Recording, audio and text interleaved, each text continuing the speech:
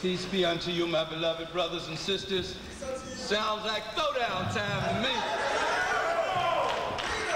But you say, Brother Eli, that's that throwdown talk I'll deal with tonight. First of all, I want to give honor and respect to our Creator, revealed to all and known by many names, which is the source of our power and victory in any encounter, in any battle, in any struggle. I want to give thanks to our ancestors, our positive ancestors, who are legion. For if it were not for them, we would not be here to continue this fight that has been going on for so long with the devils of this planet, the demons of this planet. And in honor of them, especially those who put their life on the line, those who actually gave their lives for this cause throughout the years, I would say in the words of the last poets, blessed are those who struggle. Oppression is worse than the grave. It is better to live and die for a noble cause than to live and die a slave. So it is in their honor that I submit this tonight. I want to thank the brothers and sisters from Reality Speaks. I like that. Reality Speaks, because we seem to have a difficult time dealing with reality today in the world. Back often, I want to run away from reality. Seems like we want to laugh and play our way through this thing. And as Dr. Clark has once said, that great grand scholar of scholars, we either have to put race first and take our survival and liberation seriously, or we will cease to exist as a race. We will go out of business as a race. So we can't laugh and play this thing all the time. Now, I like to laugh and play just like anybody else. I like to have some fun. But you can't play all the time. There is the business, the very serious business of life. And so I like that reality speaks. And we have to stand still and listen to reality and not be overwhelmed by reality. To know that there is a power in the universe that created us first to represent it on this planet, and therefore that power, when we reconnect with it, can enable us to deal with any reality that we find ourselves confronted with. So if we no longer fear reality but face reality, we will be victorious in reality. And not only be survivors, but once again obtain power. So I want to thank Brother Jabari, who has called me 1,000 times on this. Brother Universal, the referee tonight, Sister Tekoa, and is it Sister Malika? And I want to thank all of you, all of the brothers and sisters who participated in this, helped them bring this about. You know, you may not realize what it takes to put on a program like this. You may not realize what kind of sacrifices people have to make. So they have to be really dedicated, young men and women like this, who could be out jamming and partying tonight, decided to give their time and their resources so that this information can come to you. And I think they're worthy of your applause tonight.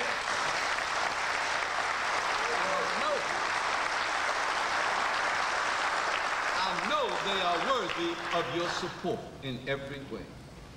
Tonight, before we get into our topic, I need to mention to you, usually I have to do what I call a black nationalist commercial, because we're not brought to you by any of the rich niggas on the planet. They don't invest in these kind. We're certainly not brought to you by any of the rich white folks, and don't want to be, because we don't want to be owned by anyone.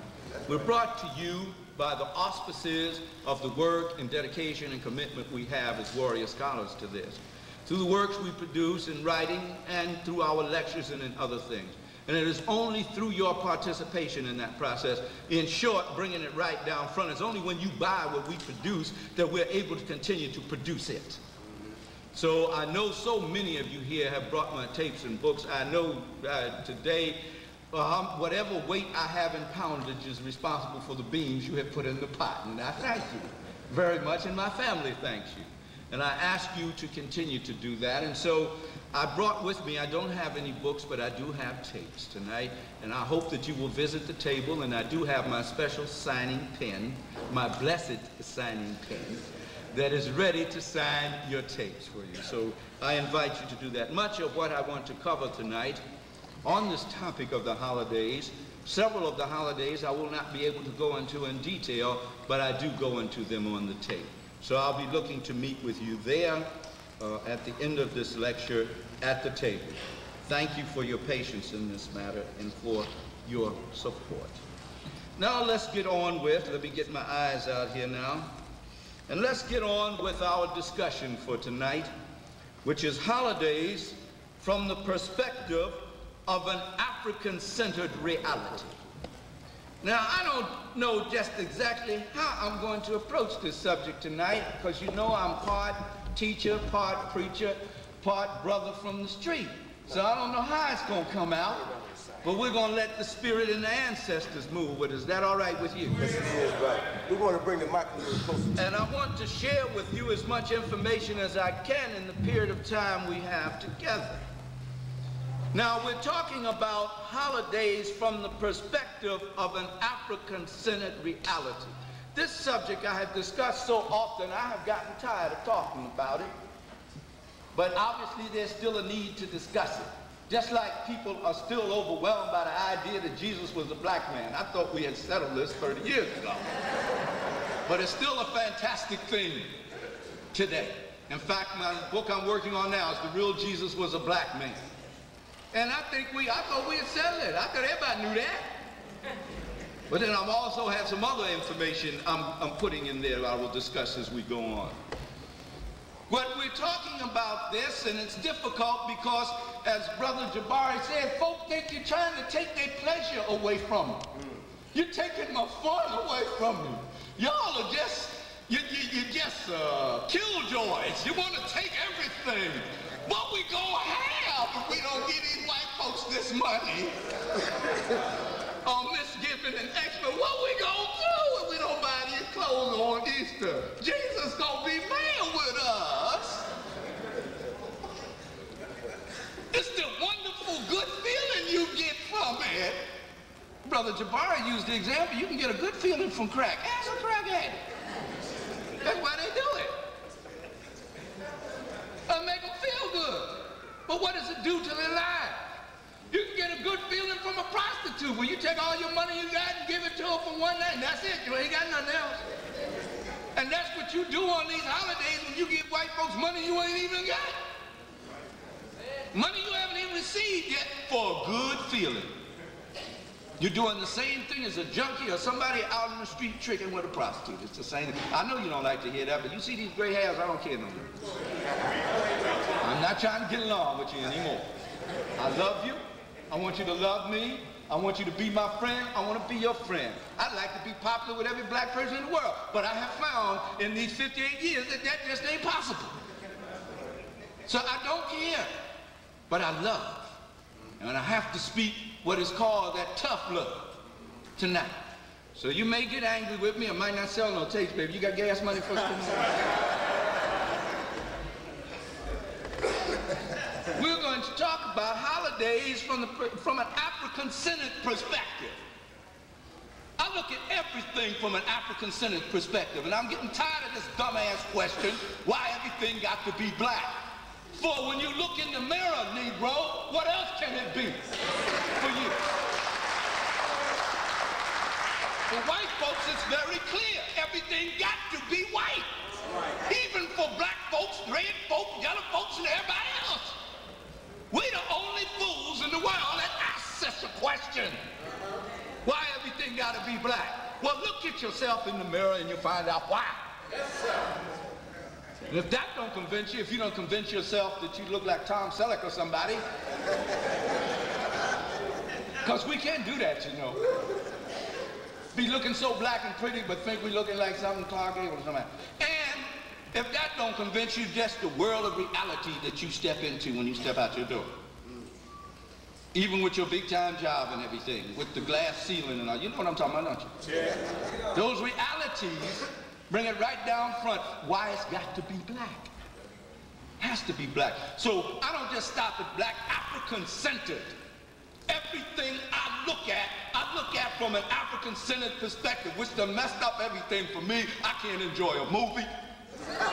My wife don't even like to go to movies with me anymore. We can't watch television anymore. Thank God for the midnight hour. At least we still got that.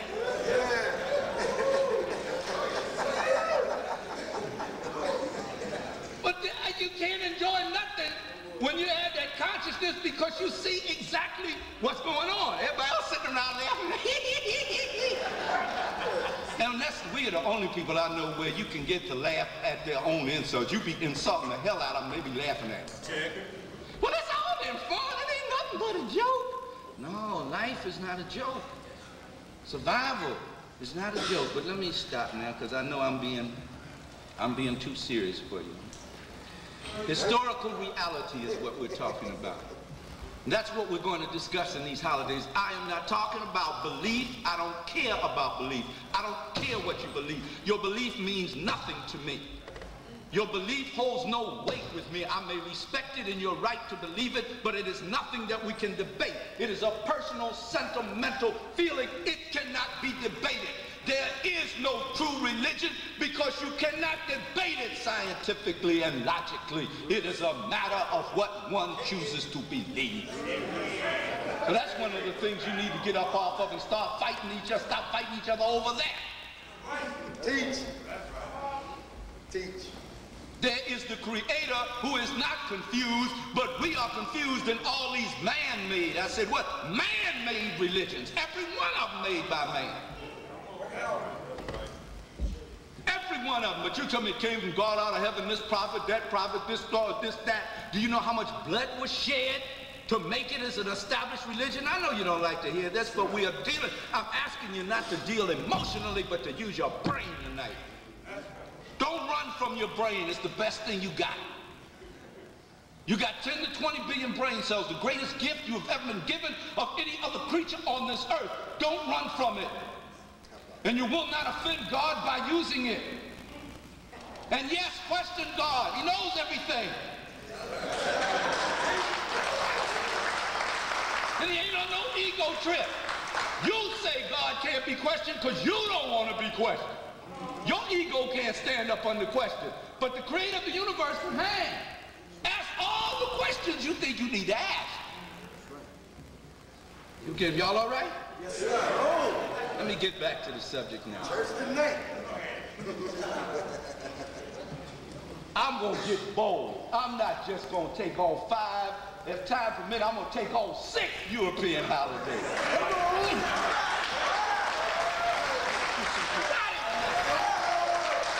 As we call it in the African, some Yagomi. We're going to do. We're going to talk about Columbus Day, an orgy of death and destruction. Halloween, the original night of the living dead. Misgiven Day, a celebration of horrors. Xmas, the merry mess. Easter, the festival of fools. And America's Independence Day, the 4th of July. See if time will permit us to discuss it tonight. There's 5 basic points I want to deal with, and I want you to remember before we get into the actual discussion of the holidays themselves. Now, y'all gonna have to let me know about the time, like my mentor and teacher, Dr. Ben. I don't have time to watch. So you'll have to let me know. First of all, to celebrate holidays is very common for human beings. It's good to celebrate. As a matter of fact, as I study our history, which is my favorite thing to do, I find that in our great high culture science societies that achieved and accomplished more than any societies have ever achieved or are achieving on planet Earth today in harmony with the Creator and humanity, that we spent 1/3 of the year working and 2/3 of the year celebrating. That's why we like to party so much now, but it's out of context. You don't own nothing, you don't control nothing. So you had party as much as you used to. But we want to party all the time. But we love to celebrate. So if you try to take that from African people, you kill them. Because we celebrate. And it's good to celebrate. But there's one thing I noticed about this. There's one thing that concerns me about this. At no time in the history of the world do I remember any people celebrating their own destruction but my people. Check. I don't know anybody else who does this, that celebrates their own destruction. People don't celebrate the wars they lost, they celebrate the wars they won.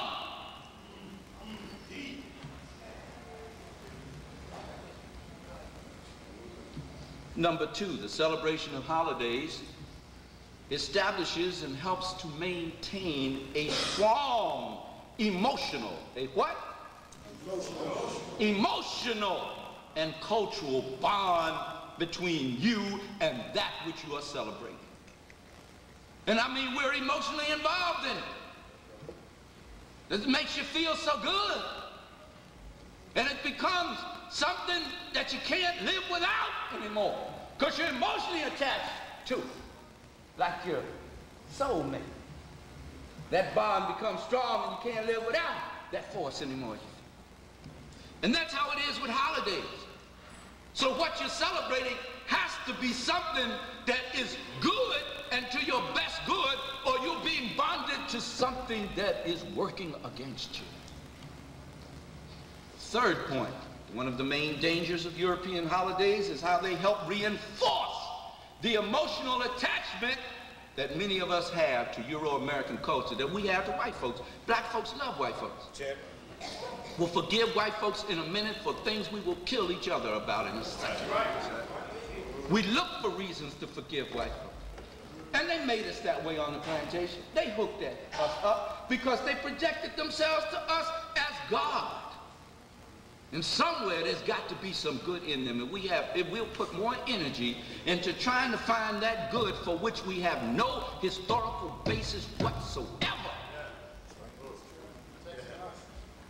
And won't last a minute when it comes to working with black folks. To get them on their feet and get them out of their insanity. I just can't deal with it no more. Niggas just get on my nerves. But you'll take a beating, you'll go to jail, you will bleed, you'll do anything to try to get the white man to act like what he cannot act like. He can't do it. Look at the history of Europe. He couldn't do it with himself. How's he going to do it with the people he fears more than any other people on the planet Earth? Think about that. So it bonds you to Euro-Americans and their institutions, which does not work in our best interest. Now, maybe you can tell me something different and I'll be willing to listen. But is anything that white people have created that works for us, that's good for us? Can you name me anything? Yes, sir. Even their so-called educational system is designed to make us Oreo white folks? So, I mean, what is it that they have that's so... I want you to tell me. I've been in this world 58 years. And I want to know, what is it that they have that we just got to have? And I mean, pay the price that we pay for having it. Let them continue to run the world. The ugliest, stupidest, most backward people on the planet run the planet because the people to whom the planet was given has let them take the power and run it. And go along every day as though this is normal, this is natural. And go to church and call out God. God can't hear you because you ain't doing what you're supposed to do. The Creator gave you a planet, you blew it. You fumbled the ball. Now you're not doing what you were put here to do, which is run the planet in righteousness according to the principles of my act and the principles that were given to you from the foundation of the world. And you think by hollering and shouting you get God's attention?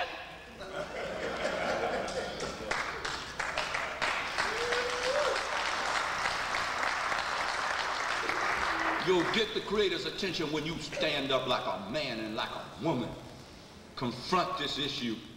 Take on your enemy and know that is when the Creator is with you, no weapon that is formed against you can prosper. You claim to have all this belief, but you really worshiping the white man, not God. That's who you worship. You'll do anything a white man tell you to do. Anything.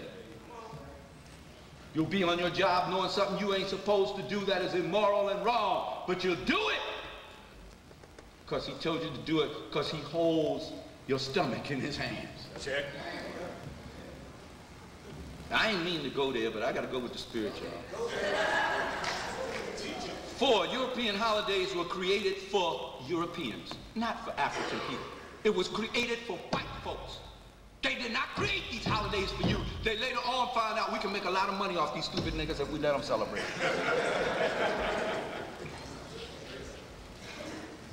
It's that simple. It was created for their needs, not our needs. So in celebrating him, you are not serving your own need. You should know that by now, because by the middle of January, your behind is crying and figure out where you're going to break, scrape, steal, and borrow to get this money from to pay for some stuff that you don't even know why you bought. And I don't understand this thing. Why I got to give you a gift because you gave me a gift? If you were sincere about giving me the gift, I ain't got to give you nothing.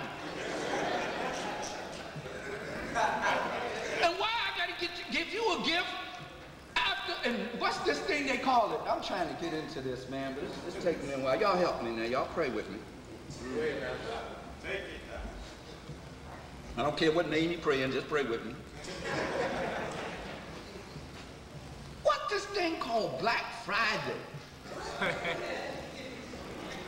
Right after Misgiving Day, they got you so psyched up. You can't even go. My wife went to go to the mall to get what? You go to get something, stockings or something. She couldn't get in nowhere. Black folks got this. They got to give these white folks this money. The next day. The next day. Quick. With the turkey still hanging and down, still in the intestine. But they are there, fighting each other and stuff. It's like, I remember as a child, man, it was like a throwdown time with people. And some of them bust each other in the head to get money so they could go in there and give it to this white man so that they can please Jesus. Man, this is so confusing. This is so sick. This is insane. Absolutely. So, but everybody's doing it. Then we're living in a massive, humongous sanitarium. In a nut house. One big nut house. And if you were put in a sanitarium, in the Bible, if you were put in a house where people were insane, would you, and knew you didn't belong there, would you say, well, everybody else in here is doing this? There's somebody hanging out the ceiling, there's somebody busting his head against the wall. There's somebody standing on his head on the chair. So, well, everybody else doing something crazy, let me do something crazy too. Yeah. That's what you say when you say you got to do these holidays. Everybody else doing it. And then the really the one, and I ain't letting you off the hook on that. We do it for the children. Yeah. Talk about the children. We're going to get there. If I miss it, you help me get back there, all right? 5, most of these European holidays were predicated on their fears. Halloween is the fear of the devil and their dead ancestors. I'm going to talk about that as I go on. Columbus Day, they were fearing the end of the world, so they were going around the world trying to conquer everything and everybody and get everything they could before the end of the world came. That was a state of the mind that these folk took with them. That's why they were so cruel and mean to everybody and everything. Misgiving Day, they were afraid of starving themselves to death. And the red man made a big mistake. We'll talk about that in a minute. Stop calling them people Indians. That's an insult. They are not. It's the indigenous red man, our red brother here. And Xmas was for fear of the devil and the imps getting them on Christmas Eve night. I hope we get a chance to talk about that. It's on the tape. And Easter was the fear of sin and its punishment by eternal damnation. And the 4th of July was the fear of the loss of control of their black slaves in the slave trade. Now let's move on. Y'all ready? Yes, sir. Y'all with me? Yes, sir. Now I might have to do a little reading here just to keep myself in line and not get off track. Do what you got. Let's deal with the first one now, which is Columbus Day, an orgy of death and destruction. First of all, let me tell you that this man, this Jew from Genoa, Cristobal Colon, was a criminal. Let's get that established. A criminal. That's what he was. He carried the original crime gene to this country with him. He is one of the most despicable characters that have ever lived on the face of this earth, and he opened the way for the transatlantic slave trade. What the hell am I going to celebrate him for? Why am I going to teach my children to celebrate him? he should not be viewed as a hero by our children. And you walk up in the school, any of these schools that be teaching your children this, that you have to pay your taxes for the support of that school. I think you have to do that in Maryland like you do in Pennsylvania and everywhere else. Even if you don't have children in school, you still got to pay taxes to the school. Then you're working for me because you're taking my money before I see my money. So this is what you teach my children, and this is what you don't teach my children, and especially in a predominantly African community. I don't want no Christopher Columbus being taught to my children as a hero. But it's in the textbook, then you need to get another one. I offer you Dr. Ivan Van Serner. I offer you a host of other scholars whose work is far more credible. But you are not going to teach this to my child, and my child is not going to celebrate any Columbus Day. And you go up to school on the first day when the school opens, get that stuff settled. Y'all scared of the school, ain't you? No. You're not. You must remember, they work for you. Now say this to yourself. They work for me. They work for me. I'm the boss. So I tell them what I want my children to know and nothing. That's what you are as the parent. Oh, they'll try to resist you. The school, boy, the school. We have to vote your butt in there. So we the boss. You take our money to pay for this, we the boss. My child does not salute the American flag. Huh? And they were making children who didn't salute the American flag stand outside of the classroom. I say, you do that one more time, I'm going to be a wealthy man. I'm taking your butt to court and I'm suing the hell out you. Because you are working against their amendment, whatever amendment right that is. They have the right to make the choice here. And do you make Jews in this class salute a swastika? Woo! So how you gonna make me salute a flag that represents a country that enslaved and murdered my people? And it was legal to do it. For hundreds of years here, for almost 200 years it was legal to do it. Even after they banished it, it was still legal in the South and other places to heap this horror on us, and they can still find ways to do it. So I'm gonna salute something that represents my destruction. Y'all still with me? Y'all ain't ready to throw me out of here yet? Let me see if I can show my behind some more then. In spite of this fact, the textbooks in this country, in spite of the fact that Christopher Cologne is a criminal, portray this criminal as an honorable man, and they emulate his holiday annually on October the 12th. Or the nearest Monday now, they've started doing that, which shows that actually money is more important to them than anything else. Actually, Europeans didn't feel that strongly about Christopher Cologne.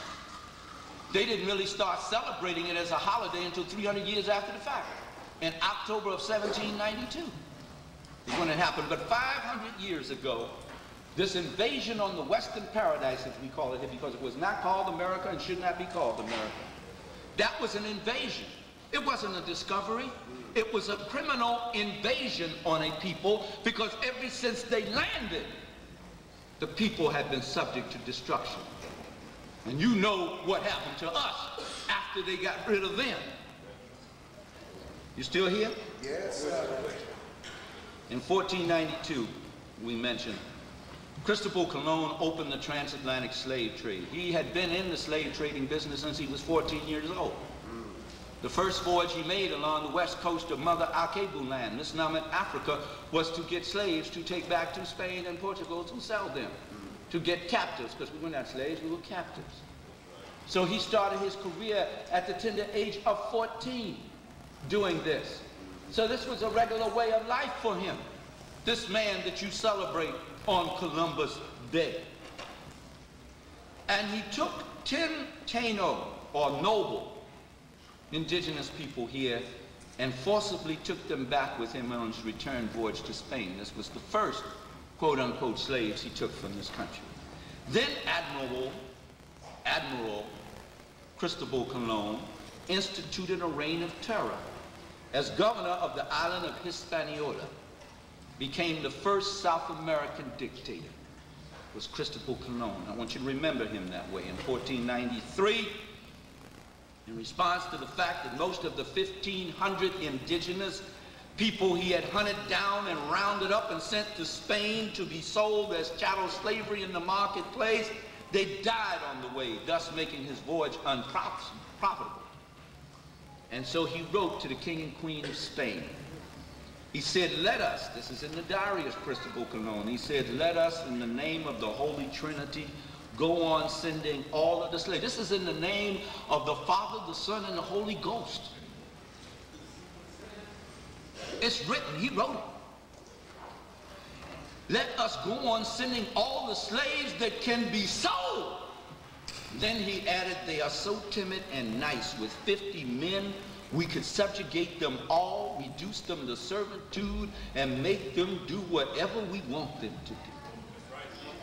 In my book, African People and European Holidays, A Mental Genocide, book page 32, I'll quote him here. He says, I've traveled many places in the world. I've seen many people in many conditions. He says, but these people here are so tractable, so peaceful are these people that I swear to your majesties, there is not in the world a better nation. They love their neighbors as themselves. So what did they need with his idea of God? They were already living that. So what did they need with it? They loved their neighbors as themselves, and their discourse is ever sweet and gentle and accompanied with a smile. And though it is true that they're naked, if Europeans felt that anybody that didn't cover their head from head to toe was naked, because they had problems with their body, and when you look at it, you can understand why. And Dr. Wilson goes very heavy into that as to why in the ISIS papers. The one thing that they envy you of is your color. And then turn around and made you think you ugly while they still out there risking skin cancer trying to look like you. This is insanity, believe me. Insanity. And you try to make yourself bleach it off, fry it out, whatever. Let me get the look as white as I can. Let me leave that alone. So sisters be done ran me out of here. Some brothers too. Jerry curls and things, but I love you anyhow. We got to talk straight though. We ain't fooling around no more. We ain't fooling around. If you don't want to do this, go ahead. Keep your head up that white man's behind. Perish with him, but I want these babies to survive and to be victorious. I know a lot of y'all, there ain't no sense in talking to no more. But that's all right. That's all right. I'm going to come out of this victorious. Dead or alive, I want to be victorious. I can't take it no more. It doesn't, this cannot go on any longer. You see it about to fall apart all around you. And you keep following up behind this sucker. Blind leading the blind. They love their neighbors as themselves, and their discourse is ever sweet and gentle and accompanied with a smile, and though it is true they are naked, yet their manners are decorous and praiseworthy.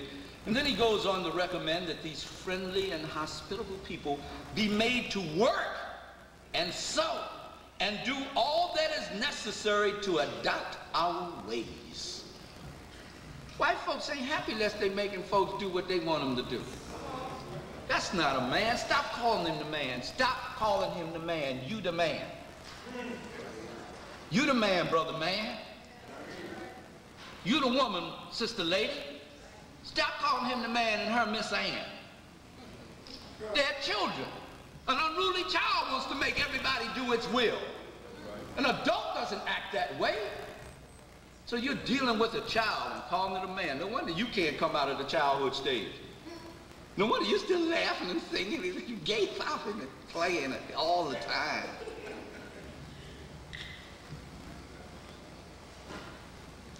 In that same year, Columbus also escalated the payment of heavy taxes and imposed upon every man, woman, and child over 14 years of age. He issued an ultimatum compelling them to bring him 1 ounce of gold dust every 3 months or to have their hands chopped off.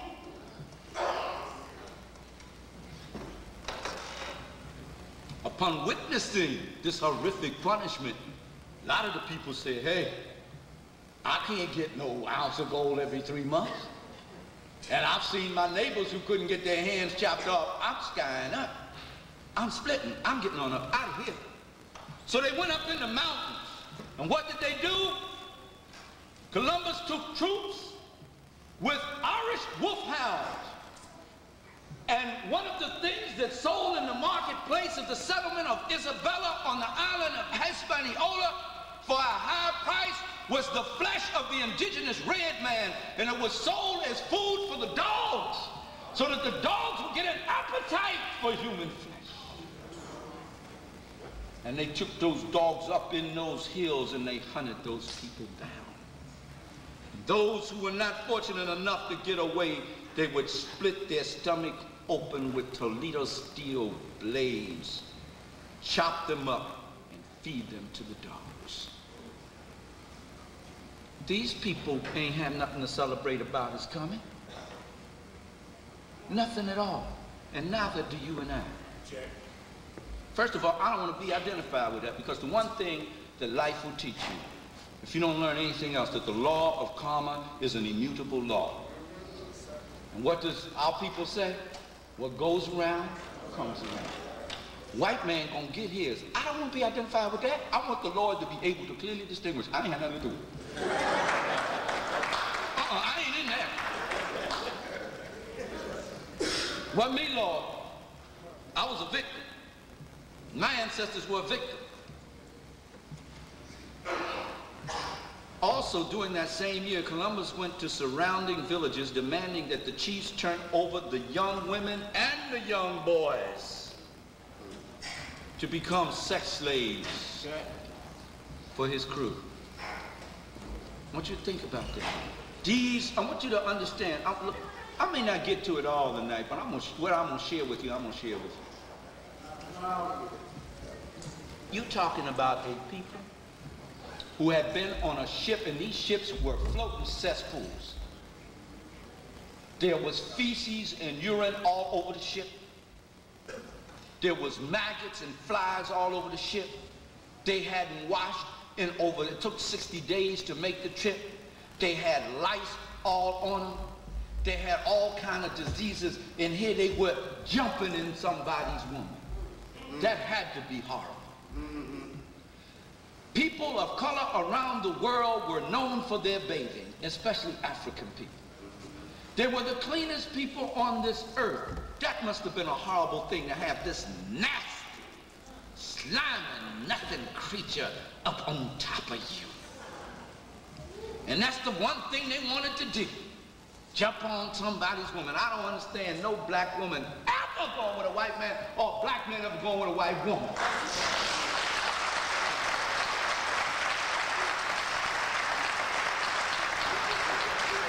Love don't know no color. Shut up. You don't know nothing about love. Because you first got to love yourself before you can love anybody else. And if you love yourself, you are not going to go with the descendant of your enemy. You're not going to do that. Plus, you break down your own energy power within you. Being black is not just skin deep. Shut up, you dumb Negroes. Color is only skin deep. You don't know nothing about science. You don't know the science of melanin. Why we are this color and they are not. And that all they can do is take energy from your cosmic battery and not give it. So you wonder why when you get hooked up with them, you get cancer and all kind of other stuff.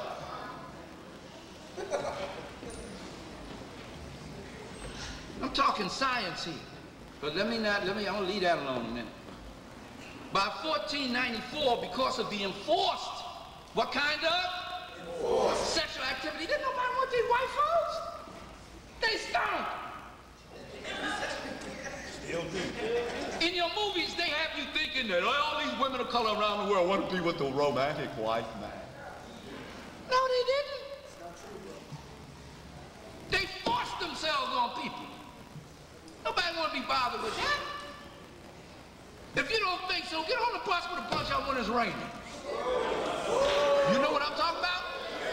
Am I just being mean? Now, I don't know about you, but it's got to be smell good for me to, you know.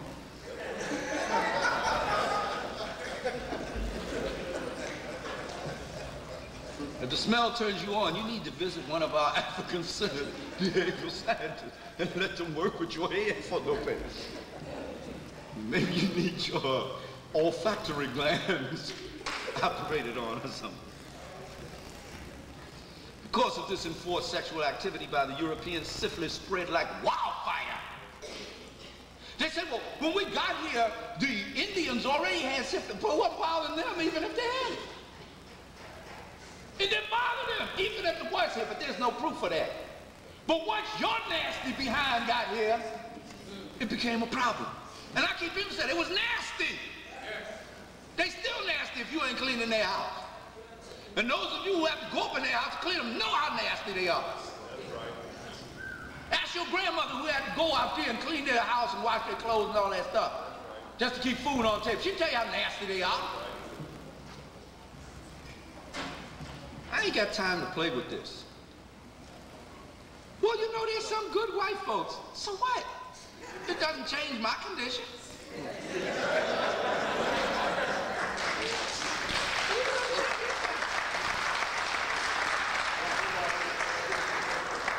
If you that good, I got the answer for you to prove it.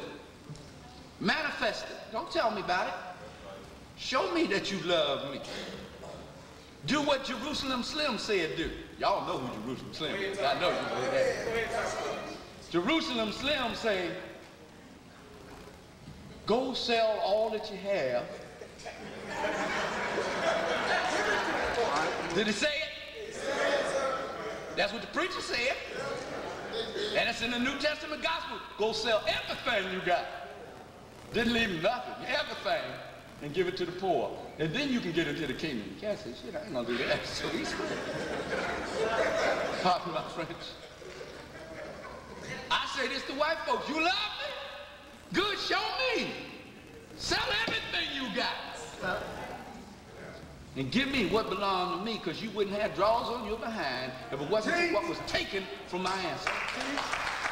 Get my reparations, get my money. Be a man, pay your bill. You always telling me I ain't no man because I don't pay my phone bill or something. Pay your bill and I can pay mine. Biggest bill that's ever been created. Give me my 40 acres and a mule, which is about $300,000. You ain't never got to worry about Ishakamusa no more. I'm gonna turn that money over. I know, but I might let him slide for that, because I can take that $300,000 and I can whack it. Because I know some brilliant brothers, all they need is some money. And they can work it. I take it to a good African nation. There's a few that ain't controlled by those Europeans, and I'll work that money. I'll be a billionaire in a couple of years, and I'll come back with an army that, man, I'm telling you.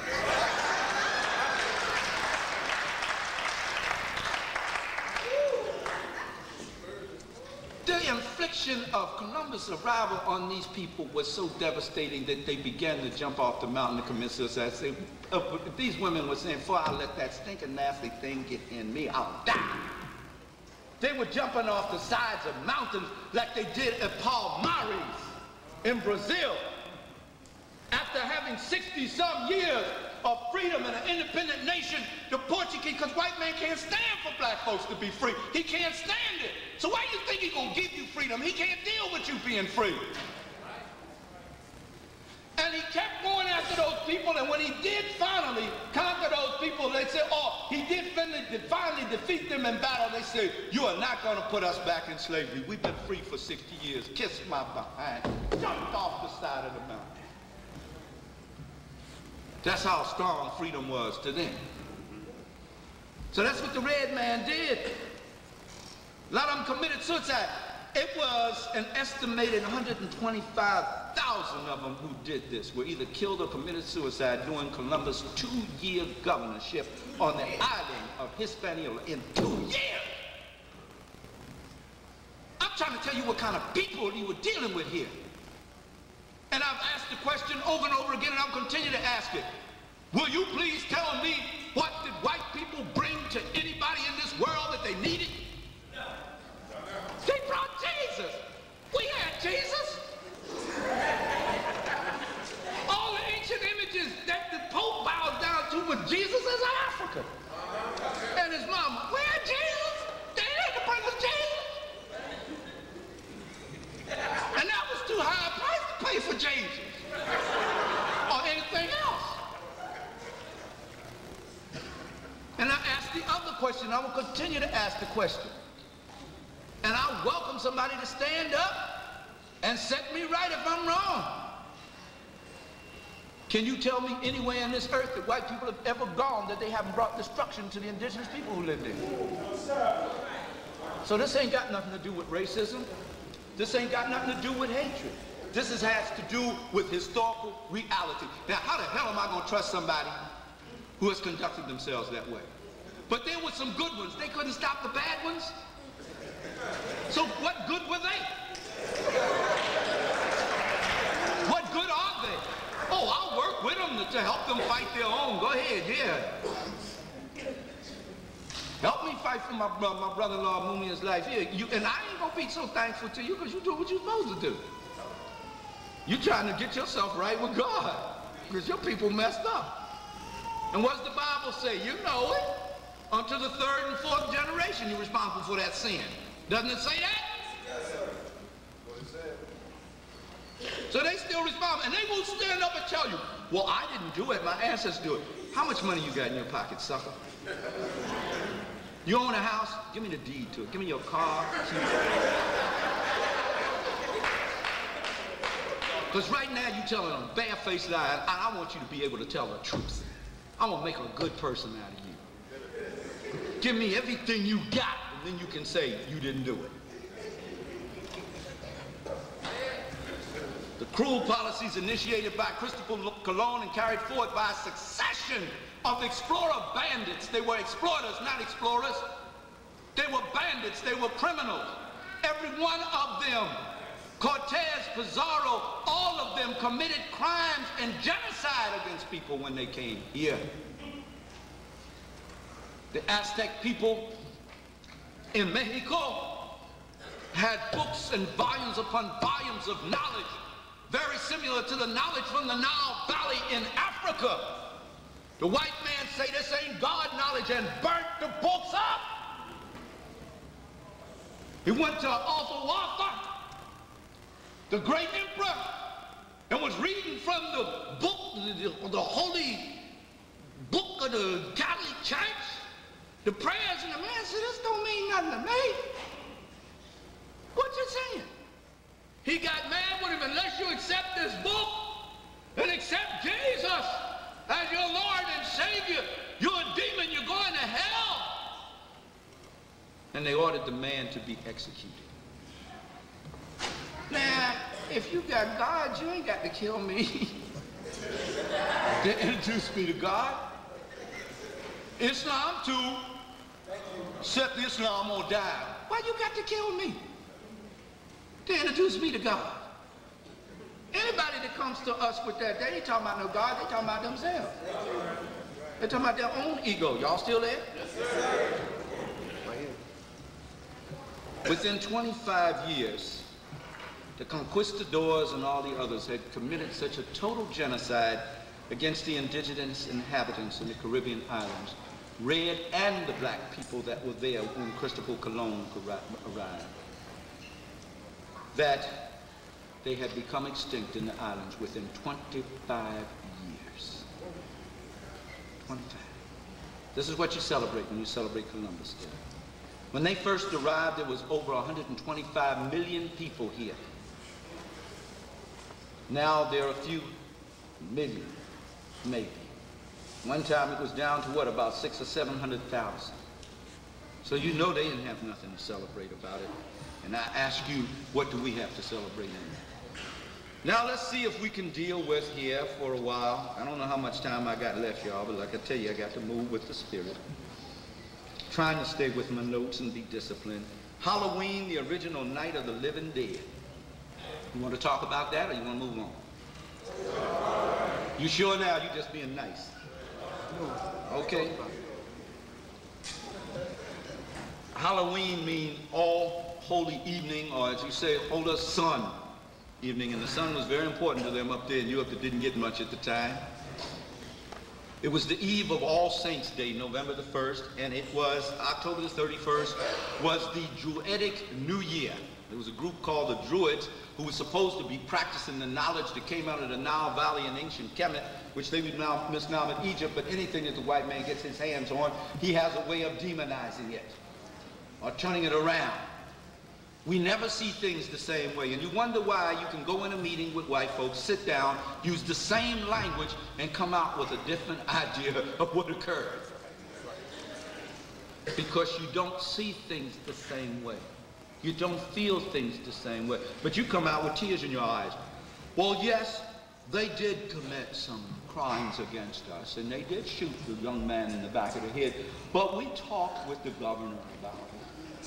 We talked with the mayor about it, and we believe that something will be done because they said that they believed in peace and justice too, and we said we believed in peace and justice. And that's all they had. And we stand out there crying about it because we believe in that stuff. It's our nature. Peace and justice don't mean the same thing to him. Peace means as long as you do it my way. Justice means just us. That's what it means.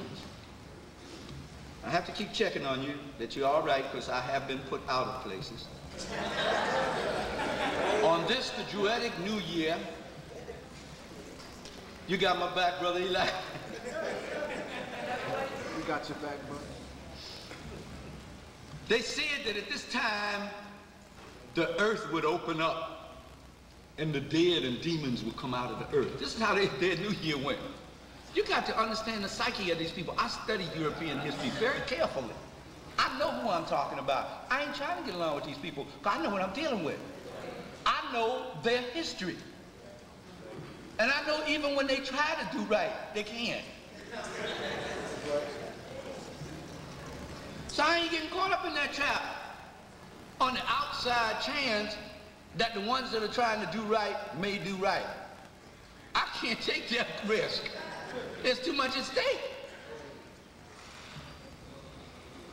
I'll work with you if I can. Treat you like a human being as long as you treat me. I don't want to eat with you. I don't want to party with you. And I damn sure don't want your woman. Check. And you better not be looking cross-eyed at mine.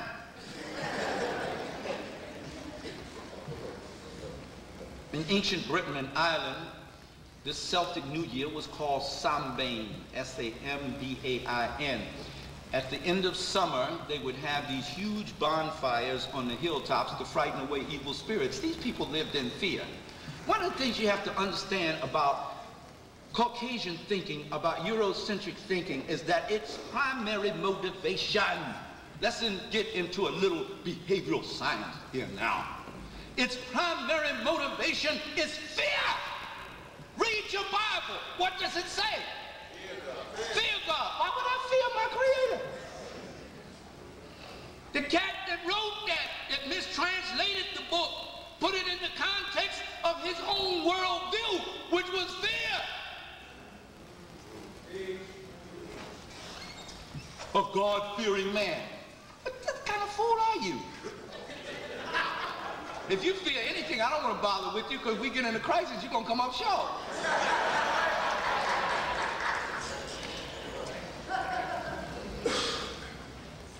It was believed that on this sinister and eerie night, ghosts, witches, goblins, black cats, fairies, demons, or devils roamed about the land, and the souls of the dead revisited their homes.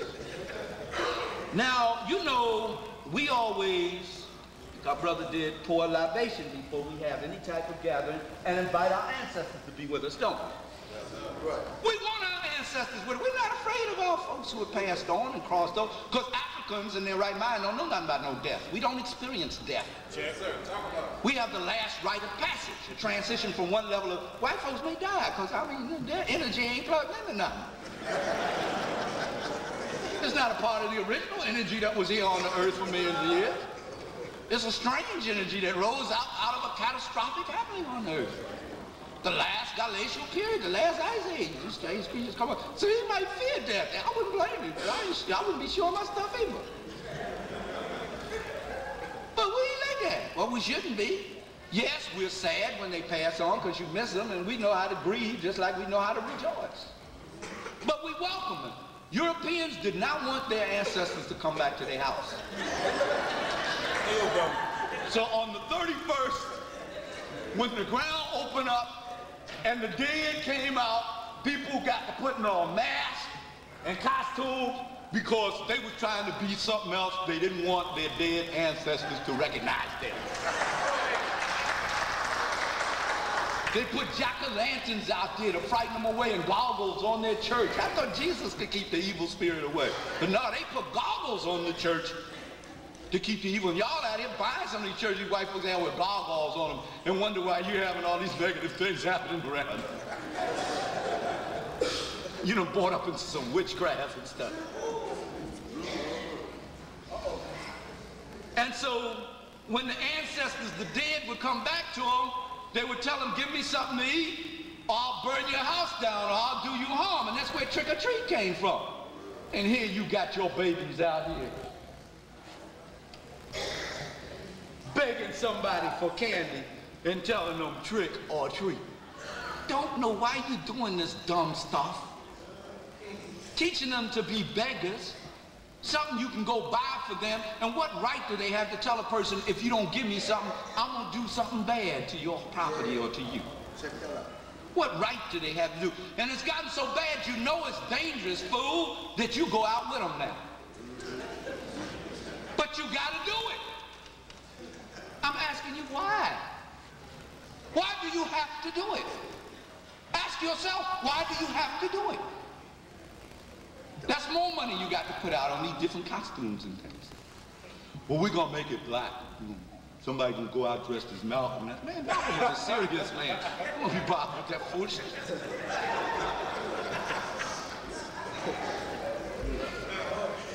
And in Europe, it was the one day out of the year that the people consulted Satan for advice. That's right.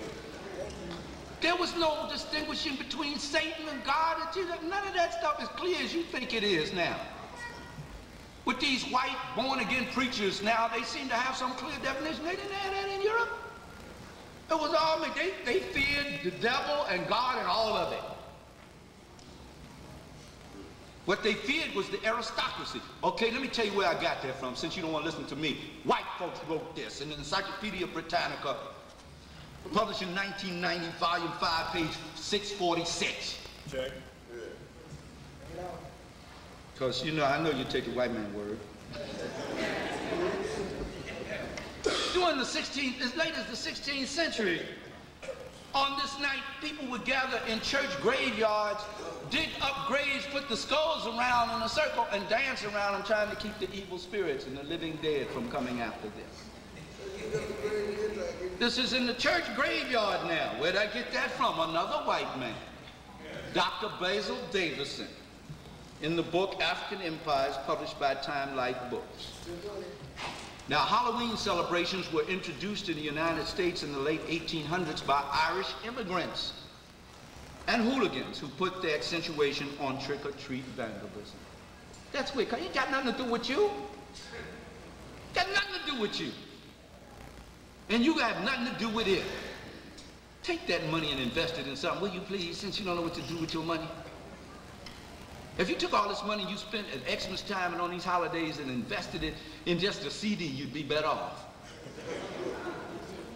But if you invested it in your community and building up your community, if groups got together and invested it in their communities and in the business in your community, you'd be like, I might lose my money. You done lost it when you done gave it to these white folks. That's right, that's right. You ain't gonna see it no more. And these Koreans, they ain't gonna give it back to you.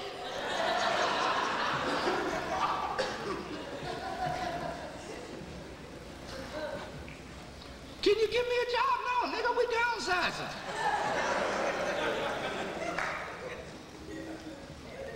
The gnomes, elves, brownies, and fairies of European mythology were actually the Skrallings. That's S-K-R-A-L-I-N-G-S of Scandinavia. That's what they were called.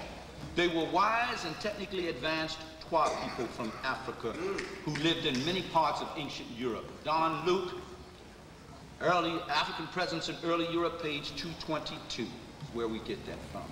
The Europeans had such a dread and fear of this little black man's superior knowledge that it caused them to be regarded as magical and mystical beings. Those of you who are familiar with opera and the words of Richard Wagner, the ring cycle is about these little black men who had made this ring, this magic ring. That's what it's all about. Our knowledge was feared and always has been feared by white folks. They fear us more than anything else on this earth. Check. Dr. Wilson points it out, their greatest fear is the fear of genetic annihilation.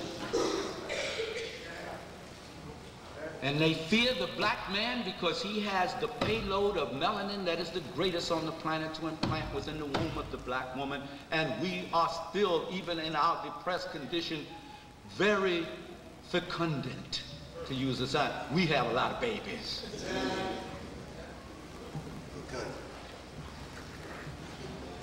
Now let's deal with the black cat a minute. I'm trying to get through all these holidays, but just let me finish on Halloween. I'll get to the others, all right? Just briefly touch on it. What is the black cat that y'all be about to break your neck? I've seen people hurt themselves. Running from something that is actually a part of your culture. What does the black cat represent? It is the symbol of the Kemetan, or Nile Valley, Misnamed Egyptian, female cat-headed deity called Basteti, or Obasti. And she was the guardian angel of the hearth and home and a symbol of good luck, not bad luck. What did I write in book 2 of African People in European Holidays and Genocide? The irreconcilable, the Barashango theory of irreconcilable opposites. What is good for them is bad for us. What is good for us is bad for them. So you have no meeting ground. Check. There. Everything that they have ever encountered of ours, they have taken it and turned it to something evil and demonized. This black cat was also associated with the Nubian lioness war goddess Sekhmet, whom they call the Sphinx, who was held in great affection by the general populace of the Nile Valley because she was said to guard the entrance to their holy land in the ancient world. Adoration of this original African deity was probably brought to the British by the Roman legions, who were very in love with the place they conquered. They conquered it militarily, it conquered them psychically. They called it Egypt, it was ancient Kemet. And then it was incorporated into Druidic mythology. I don't have time to really go into background on the Druids. I do cover it in the book, some of it in African People and European Holidays, A Mental Genocide, book 1 and book 2. The black cat was a favorite house pet of Druid priestesses. And that's how it became a symbol of evil and bad luck, because they were in direct competition with European Christian mythology. And I want to put emphasis on the word Christian mythology, because what Europeans taught us about Jesus has nothing to do with historical reality. Check. It is mythological. And you is believing in mythological stuff and talking about all this good it's doing for you and building all these churches in your communities, and the community continues to go down. Where is the power of it? That's all I'm asking you. I'm not picking on your religion, your belief system. Where is the power in it? If it's all that bad and all as wonderful as you say it is, how come our communities remain in the same condition? Come these dumb behind chicken licking, pork chop eating preachers are leading the forefront of economic revival in our community, instead of just going for themselves. Right, brother. And you love your preacher too. You want him to be the best dressed. My pastor. That's your pimp.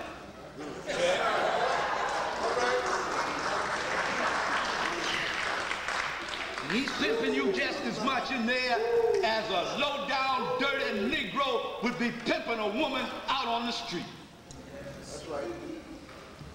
But it's all right, because he's doing it in the name of Jesus. I know you don't like this, but you got to wake up. Tell the truth, brother. Our children ain't hearing this no more. That's right. All the young people done left the church. You keep telling them stupid stuff that don't make sense to them. And when you're asking a question, when they ask you a question, you can't question God. Now you know that don't make sense to a child. You just told me God knew everything. Now you tell me I can't ask him nothing. I better take you to Reverend Hoopenhouse. The pastor, sweet man. Pastor, talk to my child. I think he got the devil in him. He asked some questions about Jesus and the Bible. He hates. He a heathen. Well, you see, young man, and the young man will throw some questions on that preacher that boggle his mind. Yeah. Because these Negroes know a few Bible texts and then they become heavy in the word. Can quote a few texts and make you holler.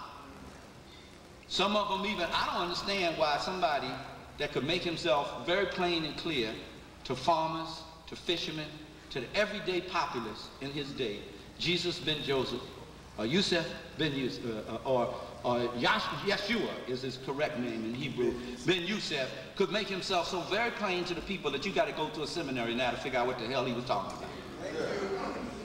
And you have to expostulate on the text to make it plain. And you all keep asking, make it plain, Reverend. Make it plain, because you don't understand a damn thing you say.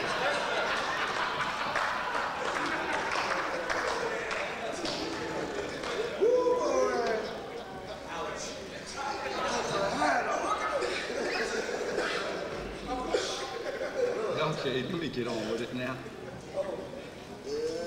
Let's deal with the witches a minute.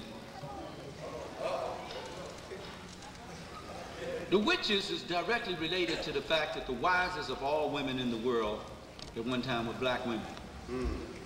The knowledge of astronomy, the knowledge of agriculture, the science of agriculture, the science of mathematics, all these sciences were brought into the world by African women. Read my book, African Woman, the Original Guardian Angel, and I document that, and I also have it on the tape out there, Black Woman, Queen Mother of the Universe. And white women who were taught by black women were wiser than white men. And in medieval Europe, white women were feared for their knowledge. It was also feared because they could do something that white men could not do, that white men really wanted to do. And that is they could have babies. And this is something that a white man has always wanted to do. That's why in England now they've come up with a way of interjecting the embryo up into the anus so that it will catch onto the side of the intestines and the man can have a baby.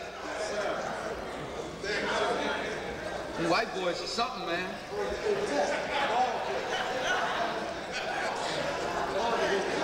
Yeah, I mean, they're doing that in England. White man want to have a baby. Black man ain't never want to have one. Say, sister, we worship you for having it. We applaud you. The first idea of God on earth was Mother God, because anybody can go through this, gotta be God. That's right. The white man say, I want it all, I want to do it. And since I don't have the power, then I will control you and the child. Can buy and sell you at will, but that's another subject unto itself. And any woman that could outthink a white man was called a cunning woman or a witch, which most white women could at that time. King James I of England, the Bible man, the one responsible for your Bible, the unadulterated word of God, because I have to ask y'all when you come to me, do you believe in the Bible? Which one? The Bible, which one? And then you bring it out, and I said, oh, you're talking about the King James version, the authorized version. If King James authorized it, whose Bible is it? His or God's? The faggot who went with boys, girls, anything, north, south, east, and west. That's right. Whatever his pleasure was, preference young boys. Oh, read Will Durant's Story of Civilization, a white man will give you that background. Well, the Bible man was a witch-fearing fanatic. He subject a witch hunt was subject to break out at any time in England. And when the pilgrims left there, when they were run out of there by James, What did they do when they got here? The witch burnings in Salem.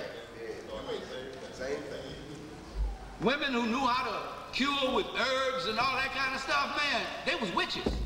You sisters run around here with all them herbs and what's that, golden seal and all that. They'd have burnt your butt up.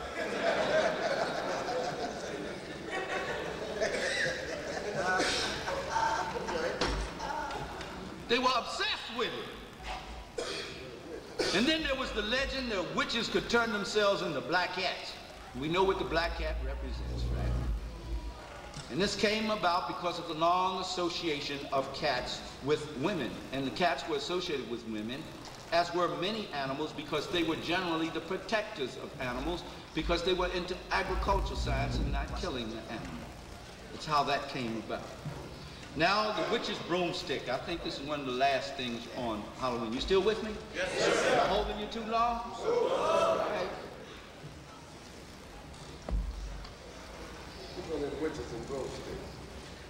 Now, the broomstick is an indoor domestic implement for cleaning the house, and has always been a symbol of woman, because the house means mother. That's what the word house in ancient Kemetic language means. Mother. Because the house was the extension of a woman's womb. That's why the first houses were built in the round, not in the square. White folks came up with the idea of square houses. We built round houses because it was an extension of heaven. And you know you don't want to get me started on that. And you know Dr. Ben was my teacher. And we know where heaven is. This brother must know where heaven is too. That baby swinging off of us. I know where it is. Lord, and I'm so glad. And I love to be born again.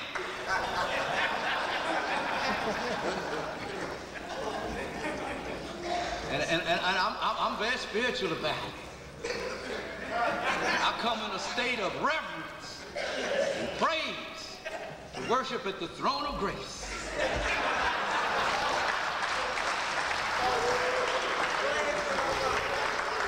And I love to pray along. Brother Kwame Ture said you got to bring something to get something. You understand what I'm saying, brother? You dealing with the divine temple of the universe, so when you come ready to stay with you. I'm through with that now. It should be remembered that cleanliness and implements used for house cleaning were considered to be evil by medieval Europeans of the Middle Ages. They were evil.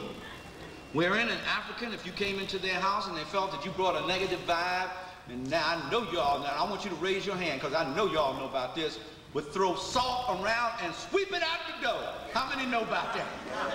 I know you did. Europeans say don't sweep the dirt out or you sweep out the good luck. Let me tell you where white folks I got that from. The Illustrated Encyclopedia of Mythology, Religion, and the Unknown. Volume 2, page 351, you can find it in the library. The tradition that associated smart women with witches and with flying broomsticks probably evolved from the fact that many female rites of passage ceremonies that had to be done in secret used brooms in their ritual dances. And that's where they got this thing about them flying around on brooms. Now, vampires and werewolves, I got to deal with this. I thought I was finished with that. Ow! Herodotus, the father of the writing for the first European to write European history, because he wasn't even the first to write European history. People have been writing history. What do you think those things are in those temples in the Nile Valley? That's history written on those columns. So people have been writing history thousands of years before Herodotus out of Greece came along and was allowed in the black man's land. So when they teach you that the Greeks started writing history, they did not. There's no Greek philosophy either. It is non-existent. But he says that the Scythians, who were the great progenitors of the European peoples, Caucasian European peoples, said that they were the youngest nation on earth. And when the Scythians went to war, according to that scholar Joel A. Rogers in his book From Superman to Man, they went to war buck naked in black capes. And the first person they felled in battle, they bit them in the neck and sucked blood out of them.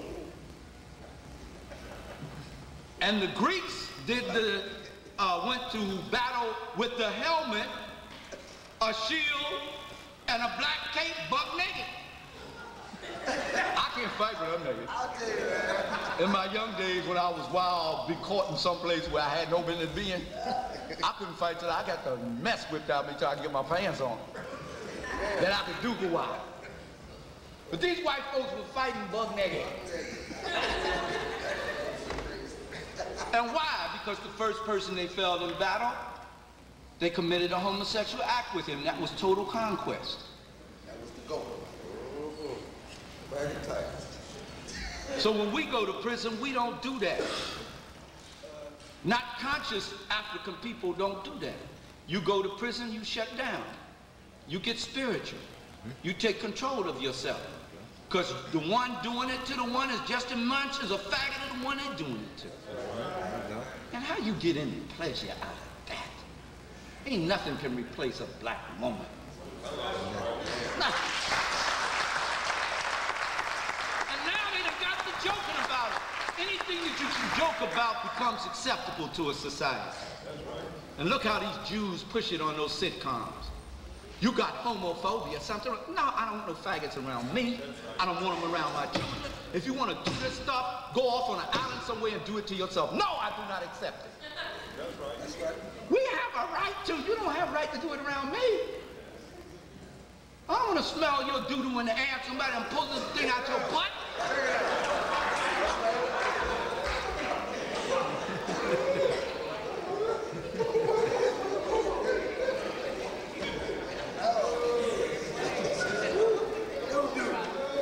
But that's where the werewolf came from. And one of the old English words for mankind is werewolf. V-E-R-E-W-L-F. Because, you know, white folks had a thing with the dog now. That's why that name in German, Wolfgang, Wolf this and Wolf that, comes from the Vikings drinking beer and chanting, Wolf, Wolf, Wolf.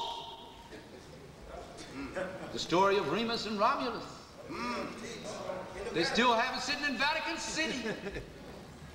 A big iron cast statue of a she-wolf feeding her children. They suckling on her breast. Their mama was a wolf.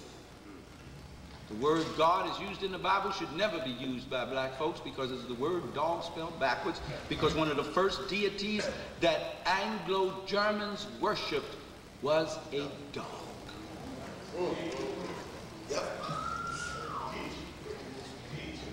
I pinned the tail on the donkey. It looks so cute. Put the blindfold on and pin the tail on the donkey. Somebody will whip your behind.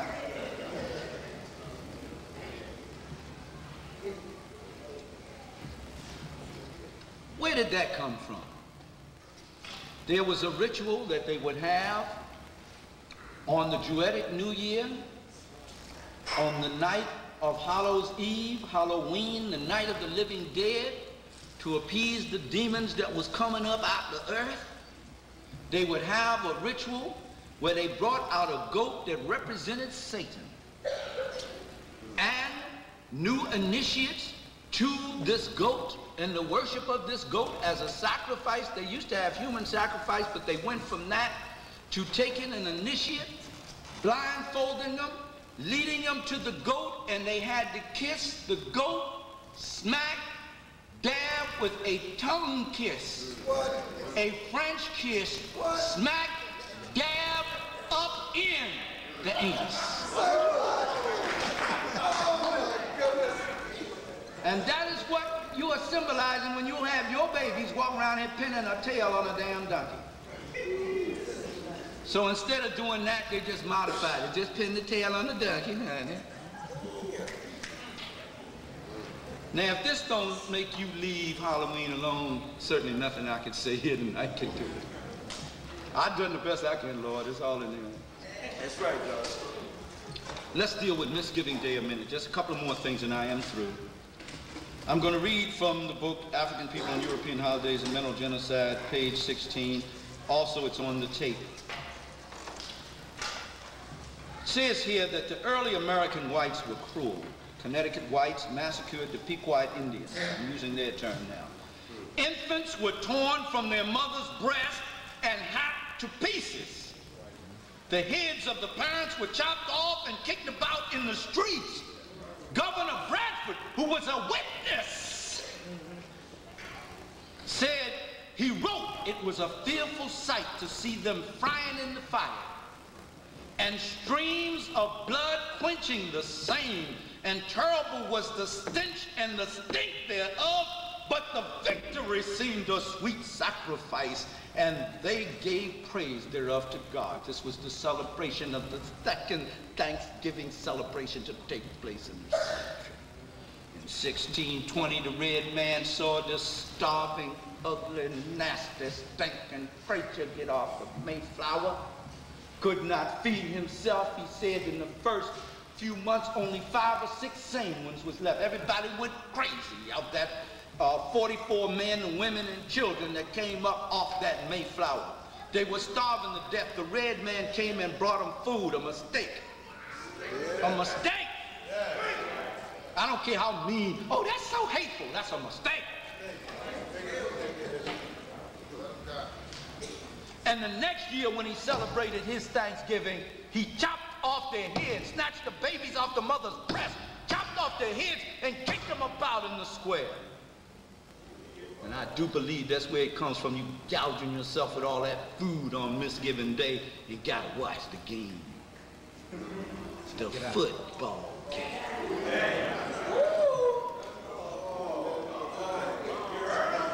I done messed up now. I done messed with the brothers' game. Now the brothers ain't even with me.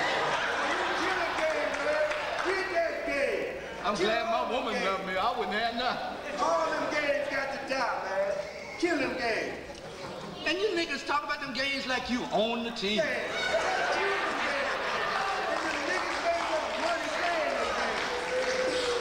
I'm gonna leave it alone. Get them games, bro. And that's your whole conversation. That's why the world think you're children. When these white folks and Japanese come in and call you boy, don't get mad with them, because that's what you act like.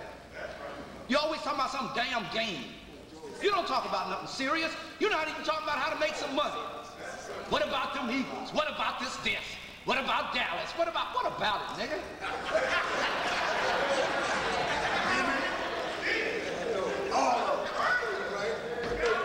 How much of it do you own?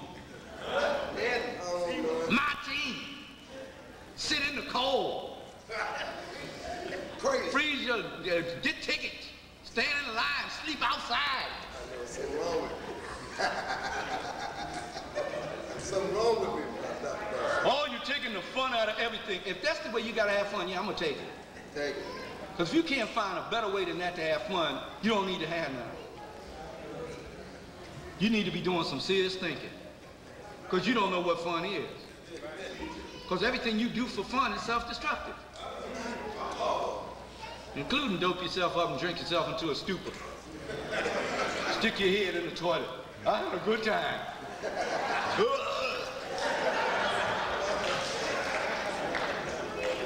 Got my head, and we'll brag about it. Got my head bad. What's wrong with you? That's why I call it Misgiving Day, a celebration of horrors. My mama made the best, peace be upon her. My mama made the best sweet potato pie there ever was. And I love the smell. I know, look, y'all, this is hard for me. I know. I love to smell the turkey and the dressing and all that stuff and scent wafting through the house and the families together. Everybody's happy. I want to be with my family and have all that just like anybody else. But I'm not going to do it on a day that is dedicated to the destruction of the red man and my enslavement.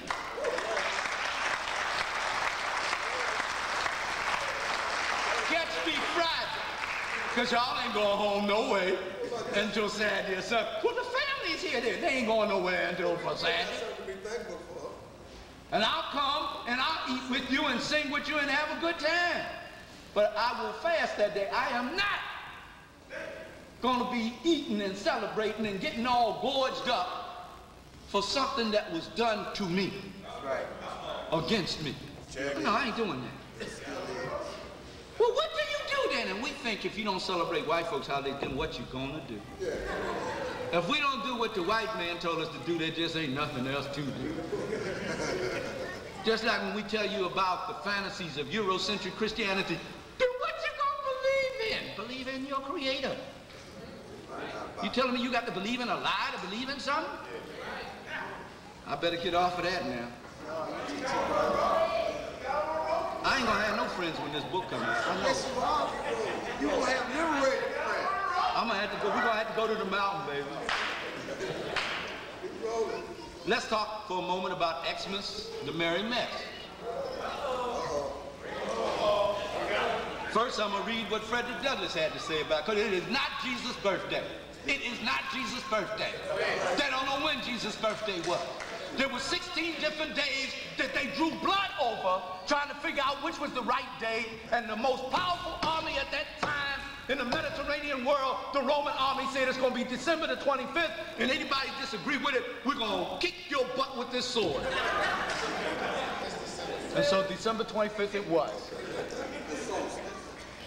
Yeah, I can't even go into that now, because there's a whole lot more science and stuff, too. Saturnalia. Yeah.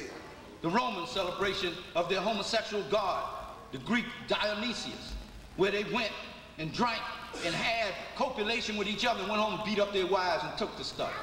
Because that's the only way you could have children. They were trying to have it with each other, but it just wouldn't work.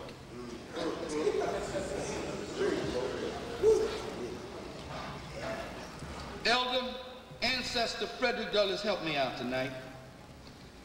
I'm not going to keep you much longer, but you know, we don't know how many more years we got to share this information with you, so we share with you. I know, y'all take too long. Y'all don't say that stuff when you be at one of them concerts and stuff. Man, I ain't getting it. In a speech of 1882, Frederick Douglass relates his experiences as a slave during the Christmas season. This is what Brother Fred had to say. The days between Christmas Day and New Year's were allowed. Were what? Allowed. If you got to allow it for me, then it ain't mine. If you got to give it to me, then it didn't belong to me in the first place. Were allowed the slaves as holidays. During these days, all regular work was suspended, and there was nothing to do but keep fires and look after stock. We regarded this time as our own by the grace of our masters. By the what? That's how you got into Christmas. By the grace of your masters. And your masters determine how you celebrate it. Watch this. And we therefore used it, abused it as we pleased. The holidays were variously spent. The sober, industrious ones employed themselves in manufacturing corn brooms, maps, horse collars, and baskets, and some of these were very well made. Another class spent their time in hunting possums, coons, rabbits, and other game. But the majority, but the what? Spent the holidays in sports, ball playing, wrestling, boxing, running, foot races, dancing, and drinking whiskey. And the latter mode was generally most agreeable to their masters. Got to have it, because you know you don't spend some money you ain't have. I remember when brothers used to quit sisters around Xmas time, especially sisters that had children. Because men usually don't like to spend that money. You look at brothers when they walk around the store, they got this look on their face, I ain't got all this money to spend. And the women and children, that's because they geared it. I'm not saying there's nothing wrong with women, I'm saying they geared to you and the children. They said they were going to do it and how to make a slave. William Lynch said, get the mind of the women, you got the mind of the children.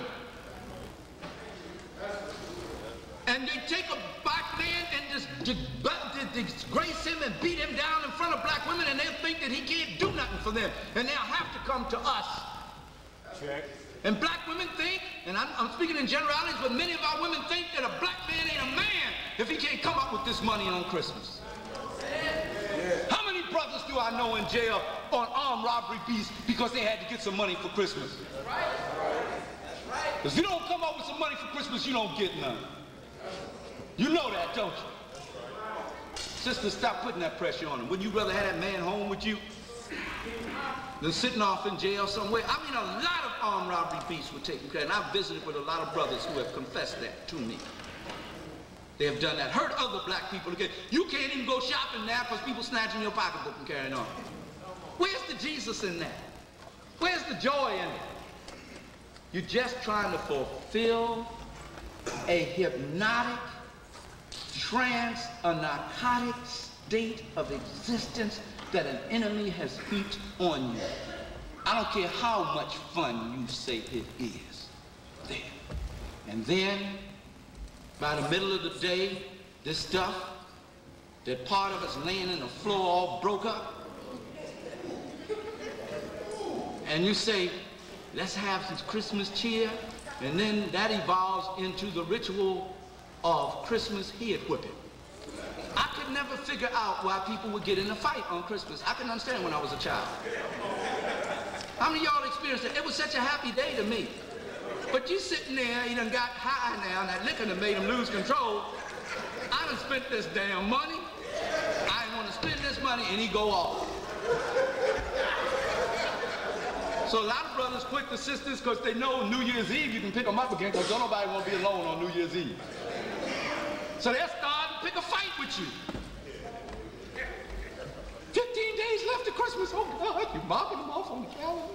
3 days left to Christmas. Oh, I got to get out there. But they buy up everything. But here's the kicker.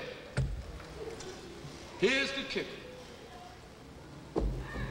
Some of y'all and women that don't have no men got to raise these children by themselves and take on 3 jobs around this time of the year. Will buy this stuff and sneak it in the house. Sneak it in the house. Wait till the child is upstairs asleep, and then you tipping around, pulling it out, putting the bites and the this and all that together. And when the child comes downstairs, the child don't say, look what my mama bought me. Look what my daddy bought me. Say, look what Santa Claus brought me. I'm trying to figure out what is a big fat white man doing getting the credit for something you did.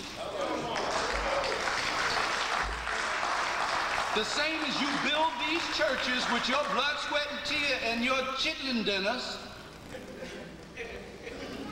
and put a picture of a blue-eyed, blind-haired, lamb-holding faggot up there and give him the credit for it. I tell you, it's a mental genocide. It's insane. And you know, in Alcoholics Anonymous, the first thing you have to do is stand up and say, what? I'm an alcoholic. First thing we got, all of us, including Ishakamusa Barashango, I'm sick. I am mentally ill. Because ain't nobody passed through this that is not mentally ill. I just didn't learn how to turn my craziness on my enemy. But I tell you in a minute, I'm crazy. I'm nutty as a fruitcake.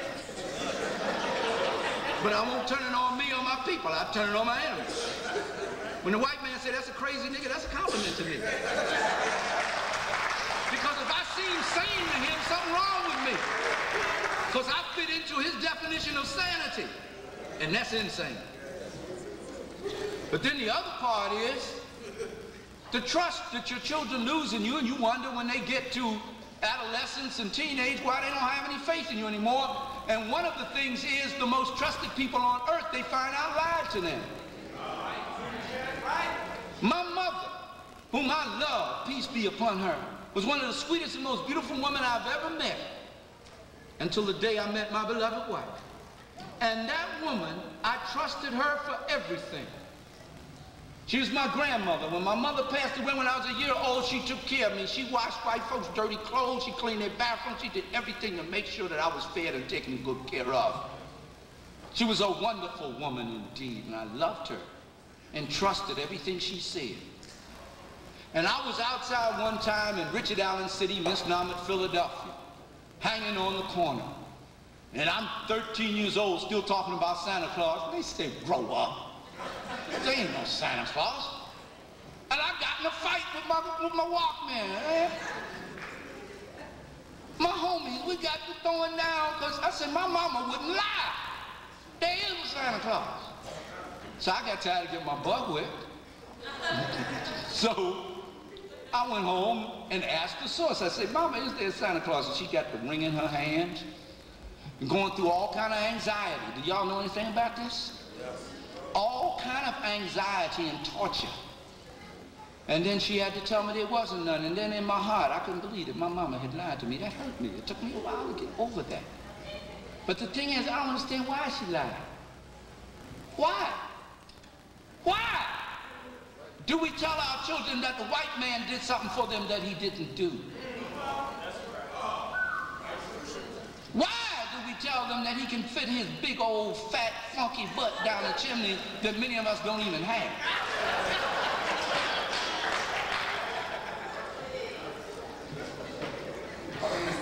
Two more, I'm through. I don't have much further to go. I'm gonna deal with Easter, the festival of fools. Now, you messing with, you done gone too far, Ishakamusa. You messing with my Jesus now, you trying to take my Jesus from, no. I'm trying to make him real for you. Trying to make him your Jesus. You got somebody else's Jesus. You don't have your Jesus. That white man Jesus, that ain't yours. That's not the Jesus of history. But there's one major question I want to put out here to y'all. Would you please help me? I need help because Ishakamusa Barashango don't know everything. And I'll be the first to admit it. The one question I got to ask you about Easter is, when is it?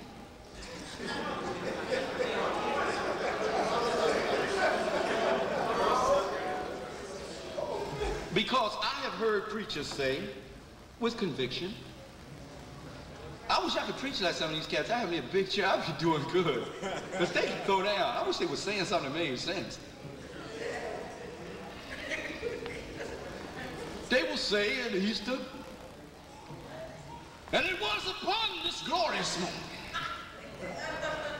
wow, this Easter Sunday morning,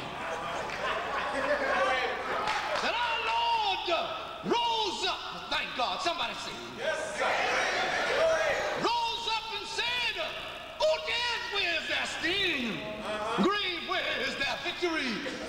And when he stepped out, lilies sprung up on this glorious Easter Sunday morning. And I remember saying to myself, but last year you said that on March the 31st. And this year you saying it on April the 15th. I mean, when did he get up? Don't y'all get mad now, but that's a legitimate question.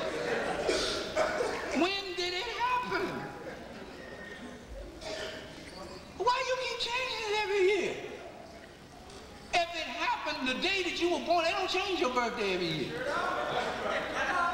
And the day that you leave this earth, on your program, what they call now your going away celebration, going home celebration, on your funeral program, they're going to have, came here such and such a time, left here such and such a time. They're not going to change it every year.